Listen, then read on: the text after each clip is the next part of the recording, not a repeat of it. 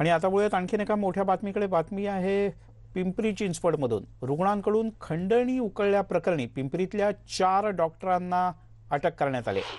Covid सेंटरमध्ये bed मिळवून देण्यासाठी रुग्णाच्या नातेवाईकांच्याकडून चक्क 3 लाख रुपये घेण्यात आले।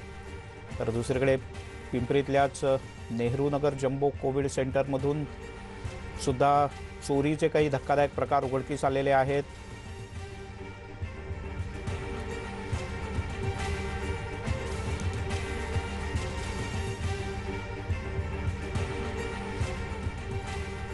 या संदर्भात आपण अधिक माहिती घेऊयात। गोविंद वाकडे आपले प्रतिनिधी आपल्यासोबत आहेत। गोविंद, काय हा सगळा धक्कादायक प्रकार?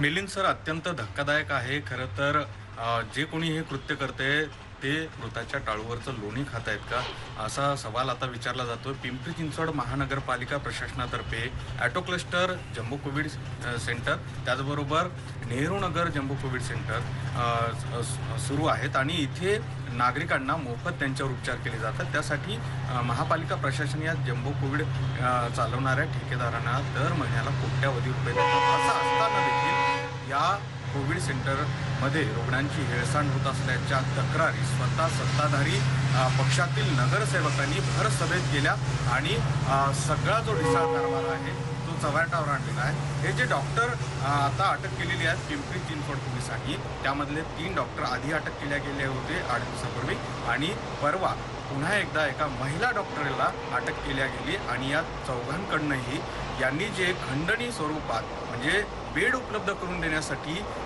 जे रुग्णाच्या नातेवाईकाकडनं पैसे उकळले ती 3,10,000ची रक्कमही पोलिसांनी जप्त केली। खरं तर डॉक्टरी पेशाला हा काळीमा फासलेला आहे। दुसरीकडे जर बघितलं तर गोविंद, या डॉक्टरांच्या विरोधात काय प्रकारचा गुन्हा दाखल करण्यात आलाय? केवळ फसवणुकीचा गुन्हा दाखल आहे का अन्य काही कठोर कलम लावण्यात आले आहेत?